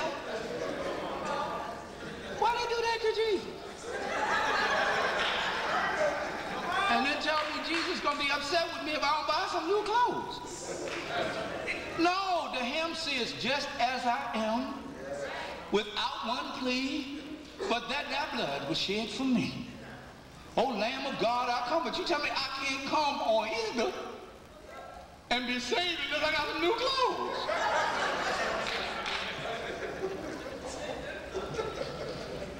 I'm through. Oh, no, I ain't going to take 30 minutes. I'm almost through. Easter comes from the word Astra, which is a German word for the goddess of spring. The Germans were the only fools that thought rabbits laid eggs. And when Jesus resurrected, was the Easter bunny there? Laying eggs? It never stops. Was he there beating the drum? See, your young folks will ask you these questions and you tell them that they're offending God. And they turn their back on you, the church, and everything else. Because you don't want to take time to use your brain to deal with logic. This is illogical. This is insane. If it happened, there has to be a date that you can define. What does the Apostle Paul say? If Jesus was not crucified and risen from the grave, we of all men are most miserable. Said there's no basis for Christianity but this. But what about the other 16 crucified saviors before Jesus that is said to have died and been resurrected? You didn't know about them? And what about in the fact in the 4 Gospels they can't even agree on when he was crucified or when he got up out the tomb? How about the fact that the Gospel of Matthew said it was early in the morning, the Gospel of Mark said it was 9 o'clock in the morning, the Gospel of Luke said it was 9 o'clock in the morning and he was nailed to the cross, and the Gospel of John said he was still standing in court before Pilate at 12 noon. Now that can't be the word of God. God would know. He's not confused. God can tell time. You say it was in the ground how many days? Speak up, you know you know. But the Gospels say that before the coming of the Passover, and the Hebrews celebrated their Sabbaths from sundown Friday to sundown Saturday, the 7th day of the week, not the 1st day of the week, and that they wanted to get him off the cross before the sun went down because they didn't want to pollute the Sabbath, so they had his body in the sepulcher before 6 o'clock that evening. But early in the morning on the 1st day of the week, Sunday morning, Mary comes to the tomb, and he's gone. Now the Hebrews had a 24-hour day just like the Babylonians, the Persians, the Canaanites, and everybody else in the ancient world. And so from sundown Friday to sundown Saturday is how many hours? And from sundown Saturday to early in the morning Sunday is how many hours? 12. That's 36 hours. That's not 3 days anyway. Now I'm going to really jump into deep water. I'm just going to commit suicide. That's what I'm going to do right now. I got to go. Y'all got a way out of that?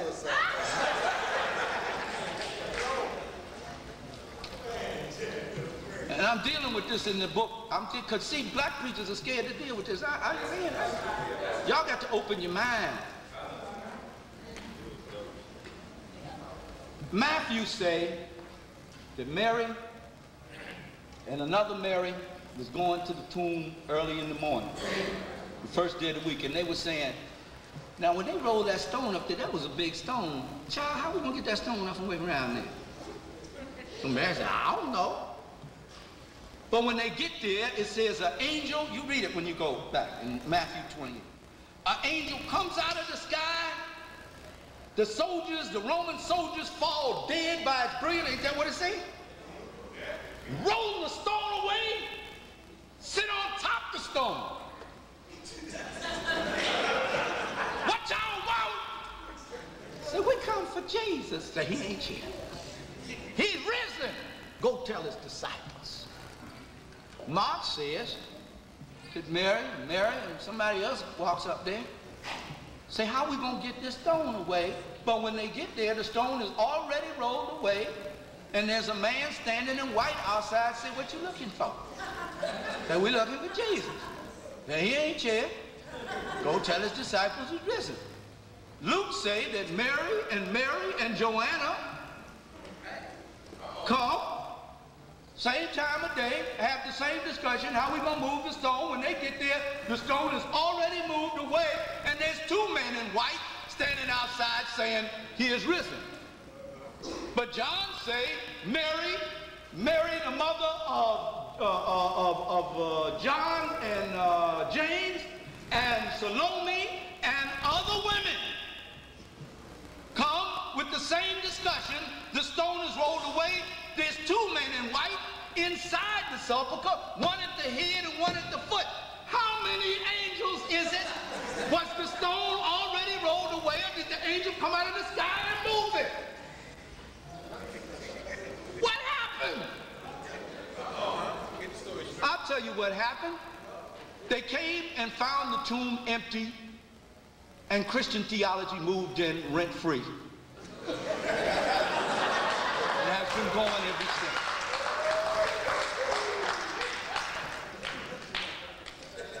What we gonna believe in? They're gonna destroy everything. Believe in your Creator and in the power of the Creator in you. You don't have to believe in any of these fantasies that human beings have created and given you their idea about God.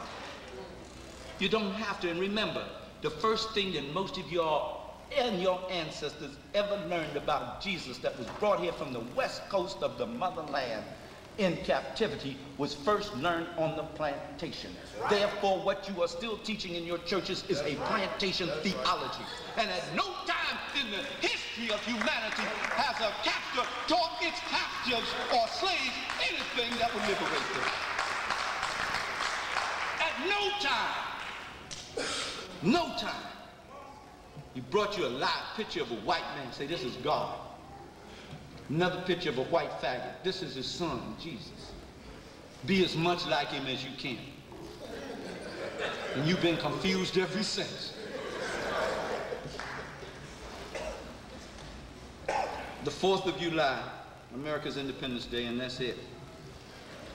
Joel A. Rogers tells us that rum was the spirit of 1776. Look, I like a barbecue like anybody else, but don't do it, Dan. Now, that's the worst day you could do it on.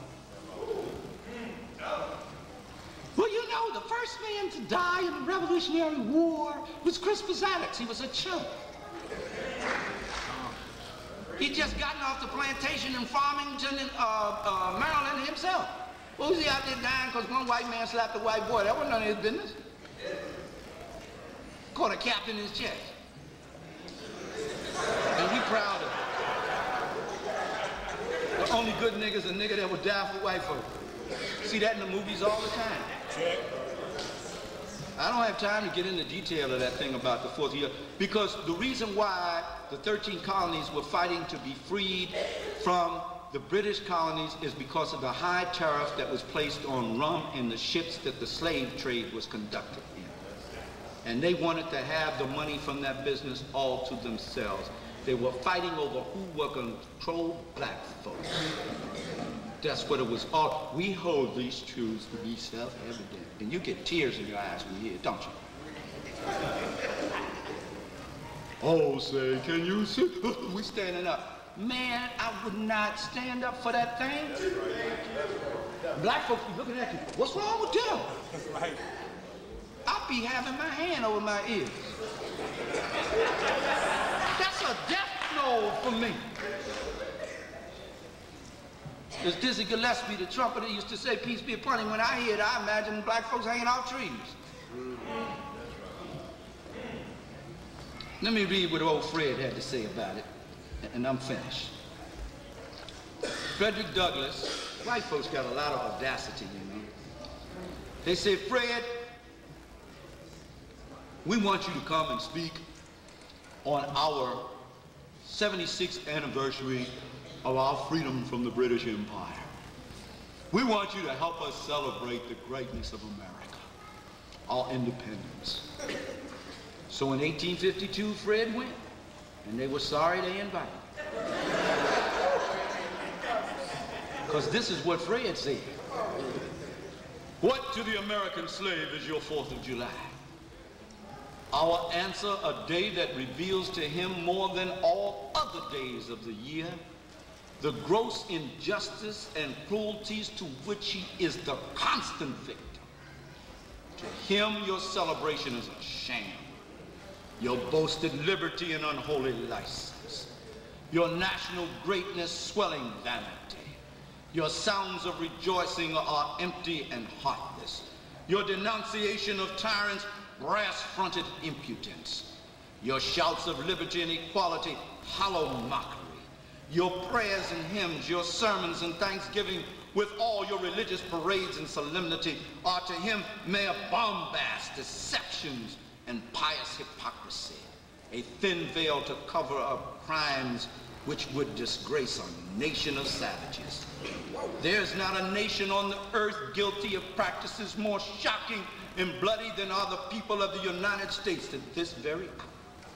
Go where you may, search where you will, roam through all the monarchies and despotisms of the old world. Travel through South America, search out every abuse, and when you have found the last, lay your facts side by side of the everyday practices of this nation And you will say with me that for revolting barbarity and shameless hypocrisy, America reigns without rival.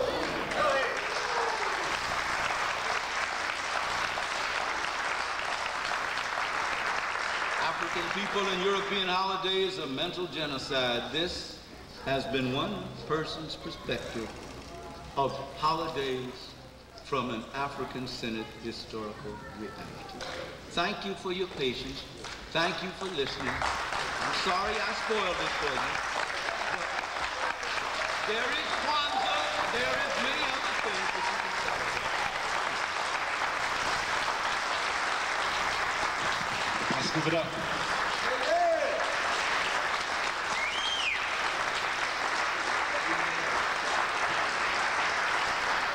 What's up, brothers and sisters? Let's give it gotta be louder than that. Let's feel the ancestors in here. Yeah, that's what we're talking about. Right now, we're gonna do donations. And if you look, there should be some sisters back there. Sister Malika, we want to show y'all what, this right here is the true meaning of black dollars. Black dollars has funded the Chinese and the Koreans, and see where they are. This is what black dollars can do for us. You understand?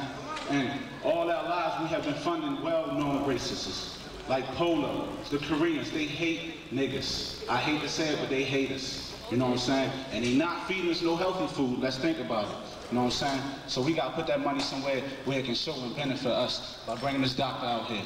So let's give it up if it's possible.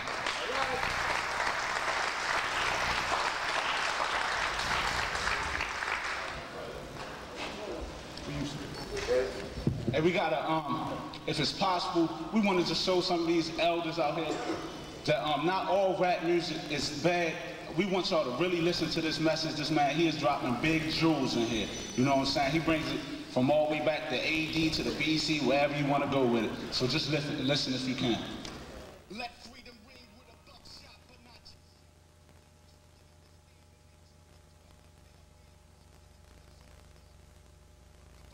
being sponsored by our community association and Primary Services Incorporated.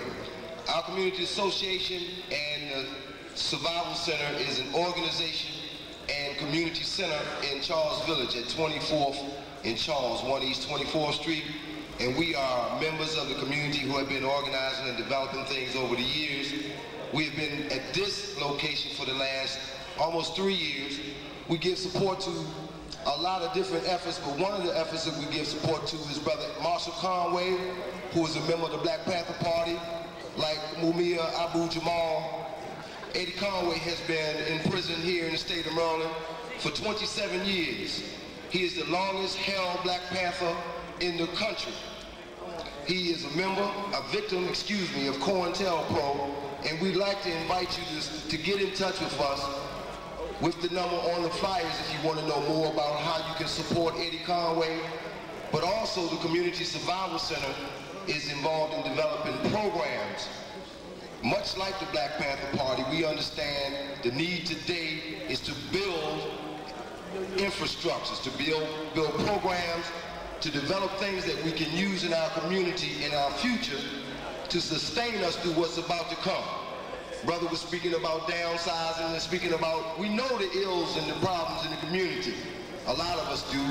What we need to learn and study is the things that we can do to implement things that will sustain us over the coming times. So that's what we're involved at the Community Survival Center and our community association, in conjunction with groups and organizations such as Reality Speaks,